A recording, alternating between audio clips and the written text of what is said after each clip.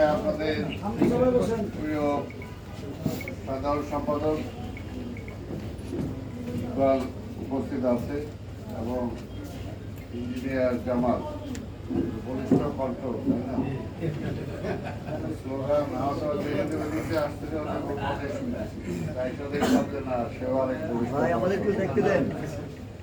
যাই হোক, বক্তব্য দেবো না। আমি ধন্যবাদ জানাই আপনাদের। আসলে ইকবাল সব জামাল সাহেবের সমাজ আপনারা যে এর আগে এখানে সমাবেশ হয়েছে, অনেক অঙ্গ সংগঠনও এত বড় করেন,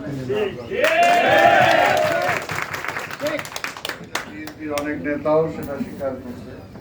আমরা বিশ্বাস করি যে আজকে জিয়া মঞ্চ অনেক শক্তিশালী। আসলে এই শক্তিশালীটাকে ধরে রাখতে হলে কিছু মাল মশলা দিতে হয়। সেটা হলো রাজনীতিটা। রাজনীতি একটা বুঝে করা আর একটা না বুঝে করা। আমি যদি বুঝি তাহলে একটু পড়তে হয়, আর না বোঝা করলে ঢিলা ঢালা যে কোনো সময় ধাক্কা লাগলে করে দিতে হবে। আর যদি রাজনীতিটা ঠিক থাকে, আমি একটা রাজনীতি করবি, আমার রাজনীতির বোঝাটা যদি ঠিক মতো হয়, কঠিনভাবে হয়, তাহলে আমার কেউ কিন্তু নাড়াইতে পারবে না। একটা হলো আমি শুইনা মুসলমান, আরেকটা হলো জন্মগত মুসলমান, আরেকটা হলো বুঝে শুনা মুসলমান, তাই না? স্বাভাবিক হবে আমরা সবাই এই কাতার উপর যারা আরবি পড়তে পারে